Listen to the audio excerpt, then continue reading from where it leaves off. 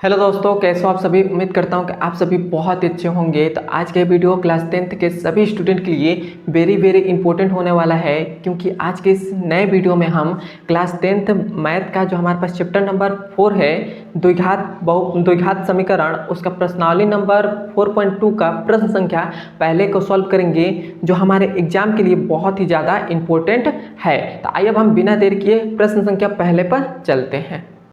प्रश्नावली 4.2 का प्रश्न संख्या पहले को इस वीडियो में सॉल्व करेंगे। देखिए प्रश्न संख्या पहला हमसे क्या कह रहा है कि गुणनखंड विधि से निम्न द्विघात समीकरण के मूल ज्ञात कीजिए। मतलब हमें इसमें क्या करना है, ये जो हमारे पास समीकरण दिए गए हैं इसका हमें गुणनखंड विधि से हमें इसमें x का मान निकालना है।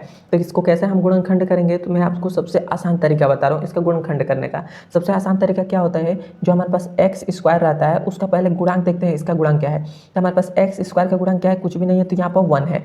1 का गुणा सबसे लास्ट में कर दीजिए। तो लास्ट में गुणा करेंगे तो हमारे पास क्या आ जा रहा है, हमारे पास माइनस का 10 आ जा रहा है। और ये जो हमारे पास माइनस का 10 आ जा रहा है, तो हम क्या करेंगे, ये जो हमारे पास माइनस का 10 आ रहा है तो ये माइनस का 10 को यहाँ पर लिख लेंगे। और ये जो हमारे पास बीच वाली संख्या है, बीच में माइनस का 3 है, इसको यहाँ पर माइनस का 3 को यहाँ पर लिख लेंगे। अब क्या करेंगे, अब हम इस 10 को ऐसे दो भागों में तोड़ें, माइनस 10 को ऐसे दो भागों में तोड़ें कि जोड़ने घटाने पर हमको क्या मिल जाए, माइनस का 3 मिल जाए। क्लियर है यहाँ तक? मैं ऐसा करता हूँ समझ में आएगा। देखिए कैसे करेंगे, जब भी आपको गुणनखंड करना हो तो सबसे पहले एक्स स्क्वायर का गुणांक देखिए क्या है, तो यहाँ पर कुछ भी नहीं तो 1 है, तो 1 का गुणा सबसे लास्ट में कर दीजिए। लास्ट में क्या, माइनस 10 में, तो माइनस का 10 हो गया।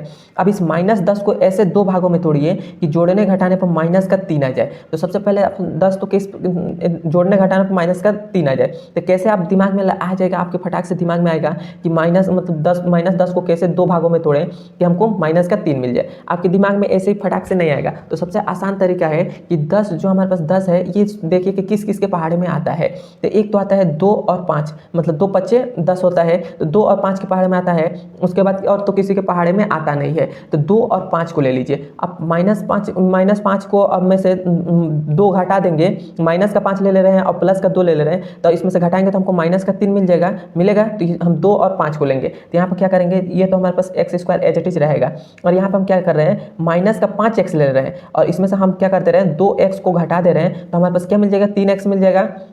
3x मिल गया। और यहाँ पर माइनस का 10 है तो 10 एज इट इज रहने देते हैं, और इधर इक्वल टू में 0 है तो 0 हो गया। अब हम इन दोनों में कुछ कॉमन देखेंगे, इन दोनों में कुछ कॉमन आ रहा है, तो कॉमन हम ले लेते हैं। तो इन दोनों में हमारे पास x कॉमन आ रहा है, तो x कॉमन ले लिया। तो यहाँ से एक x कटेगा तो एक x बच जाएगा, माइनस है तो माइनस, x से x कट गया तो ये 5 बच गया।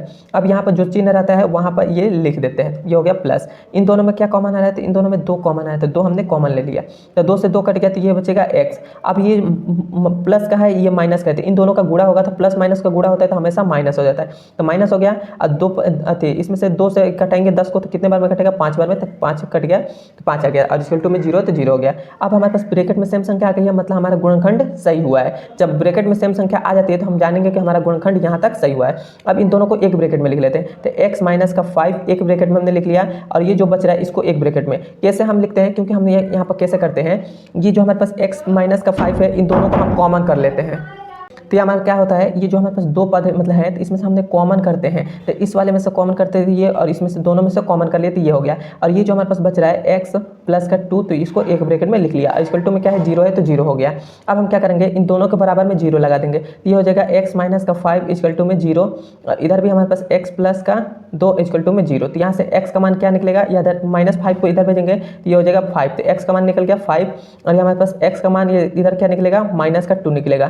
क्यों माइनस का 2 निकला, क्योंकि माइनस प्लस का 2 है, इक्वल टू इधर भेजेंगे तो माइनस का 2 हो जाएगा। तो ये हमारे पास गुणनखंड हो गया। तो इसी प्रकार बहुत ही आसानी तरीके से आपको गुणनखंड करना है।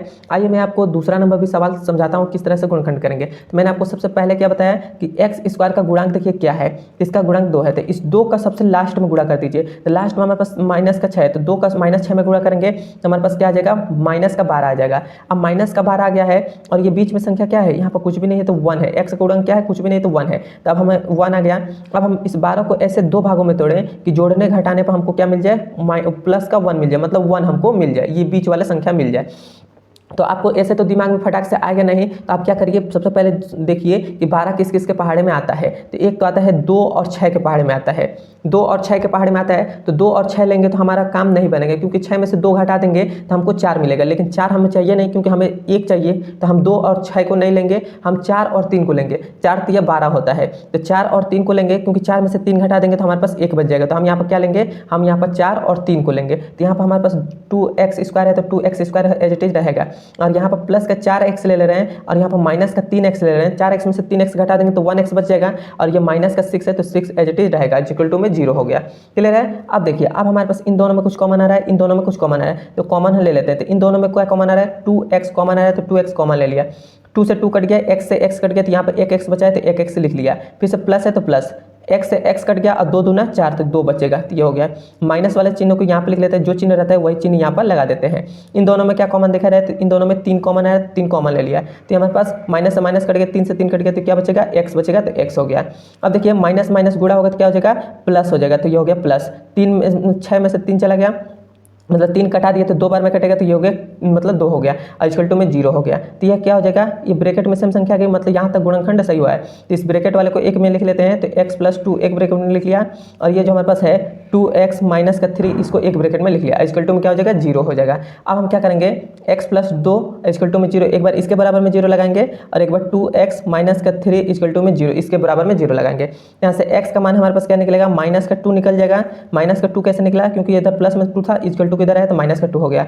और यहाँ से x बराबर क्या निकलेगा, 3/2 निकल जाएगा। कैसे, 3 प्लस में था, माइनस में था, इक्वल टू किधर है, तो प्लस में हो गया। और 2 गुणा में था, इधर आएगा तो क्या हो जाएगा, भाग में हो जाएगा। तो ये हमारे पास दूसरा आंसर हो गया। तो हमारे पास इसके 2 मूल ज्ञात हो गए, और ये हमारा आंसर हो गया। क्लियर है यहाँ तक। मैं आशा करता हूँ कि यहाँ तक आपको समझ में आ गया होगा। अब हम चलते हैं इसके तीसरे नंबर सवाल पर। यह हमारे पास तीसरा नंबर सवाल है, इसको भी हमें गुणनखंड करना है। तो किस प्रकार करेंगे, तो मैंने आपको बताया था कि x² का गुणांक देख लीजिए क्या है, तो √2 है। √2 का सबसे लास्ट में गुणा कर दीजिए। तो आप क्या करेंगे, जब √2 का 5 √2 में गुणा करेंगे तो ये कितना हो जाएगा, 10 बनेगा। कैसे बनेगा, मैं आपको बता दे रहा हूँ, चाहे यहाँ पर मैं लिख दे रहा हूँ। जैसे √2 है, इसमें गुणा करना है 5 √2 का। देखिए, √2 का √2 में गुणा करेंगे तो ये हो जाएगा 2, और ये बच रहा है 5, तो 5 हो गया। तो ये कितना हो जाएगा, 10 बन जाएगा, 10 हो जाएगा। तो अब देखिए, अब हमको क्या करना है, हमें इस 10 को ऐसे 2 भागों में तोड़ना है कि जोड़ने घटाने पर 7 आ जाए। 7 आ जाए, तो हम यहाँ पर 10 को गुणनखंड मतलब 2 और 5 ले लेंगे, 5 दूना 10 होता है, और 2 और 5 ले लेंगे तो 7 हो जाएगा। तो क्या लेंगे, 2 5 लेंगे। तो यहाँ पर हमारे पास क्या हो जाएगा, √2x² हो जाएगा। और यहाँ पर प्लस का हम क्या ले रहे हैं, हम ले रहे हैं यहाँ पर हम प्लस का 2x ले रहे हैं, और प्लस का 5x ले रहे हैं। तो ये कितना हो जाएगा, 5 दूना 10 हो जाएगा, और ये हमारे पास जोड़ने घटाने पर भी, जोड़ने पर भी हमारे पास क्या मिल जा रहा है, 7x मिल जाता है। ये हो गया। और ये हमारे पास प्लस में 5 √2 है, तो √2 हो गया, इक्वल टू में 0 है, तो 0 हो गया। क्लियर यहाँ तक। अब देखिए, अब यहाँ पर एक थोड़ा सा लाइन आपको एक्स्ट्रा लिखना पड़ेगा, क्योंकि यहाँ पर आपको ध्यान से देखेंगे तो इन दोनों में तो कॉमन हमारे पास x कॉमन आ रहा है, लेकिन इन दोनों में हमारे पास 5 कॉमन आ रहा है, लेकिन दोनों संख्या जो है ब्रैकेट में मतलब सेम संख्या नहीं मिल रही है। तो उसकी वजह से हम क्या करेंगे, ये जो हमारे पास √2 है, √2 को एज इट इज लिखने देते हैं, और ये हमारे पास है x², तो x² को एज इट इज लिख देते हैं। और ये जो प्लस का ये 2 है, तो इसको हम 2 बार √2 लिख सकते हैं।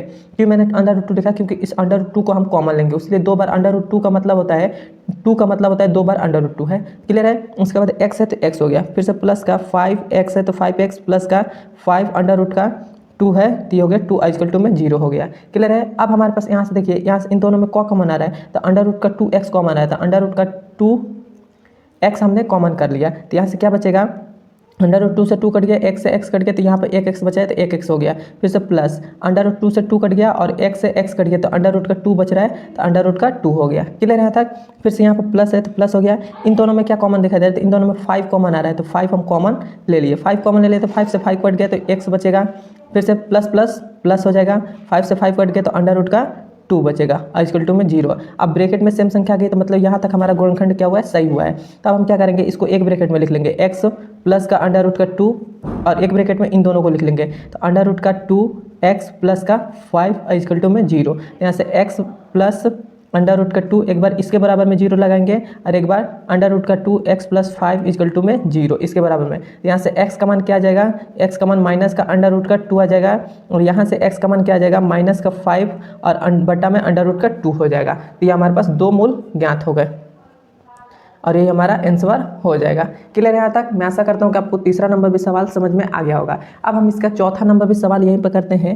यहाँ पे देखिए चौथा नंबर सवाल है, तो इसमें ये 8 जो बटा में दे दिया है, तो पहले हम क्या करेंगे, बटे वाली संख्या को हटाएंगे। तो कैसे प्रकार हटाएंगे, तो हम सबका एलसीएम ले लेंगे। तो एलसीएम हम लेंगे तो एलसीएम हमारे पास कितना आ जाएगा, एलसीएम 8 आ जाएगा। एलसीएम 8 आ गया तो इस 8 से काटेंगे, 8 बार में कटेगा तो 8 जाकर इसमें गुणा करेगा तो ये हो जाएगा 16, और एक्स स्क्वायर है तो एक्स स्क्वायर हो गया। फिर से यहाँ पर भी क्या हो जाएगा, एलसीएम 8 बार में कटेगा, 8 जाकर इसमें गुणा करेगा तो ये हो जाएगा 8x हो जाएगा। 8 से 8 कट जाएगा तो प्लस का 1 ही रहेगा, इक्वल टू में 0। 8 हमारे पास इधर भाग में इधर जाएगा तो गुणा में हो जाएगा, तो ये हो जाएगा 16x स्क्वायर माइनस का 8x और प्लस का 1, और ये क्या हो जाएगा, 8 का 0 में गुणा होगा तो 0 ही हो जाएगा, तो ये हो गया 0। अब आप इसका आसानी तरीके से गुणनखंड कर सकते हैं। तो कैसे करेंगे, तो सबसे आसान तरीका है 16 का सबसे लास्ट में, मतलब एक्स स्क्वायर का गुणा क्या है, 16 है, तो 16 का गुणा सबसे लास्ट में करिए तो 1 16 ही हो जाएगा। अब 16 को ऐसे दो भागों में तोड़िए कि जोड़ने घटाने पर माइनस का 8 मिल जाए। तो 16 को हम किस प्रकार तोड़ेंगे, तो यहाँ पर हमारे पास 16 है, 16 को ऐसे दो भागों में, 16 किस किस के पहाड़े में आता है, तो 2 8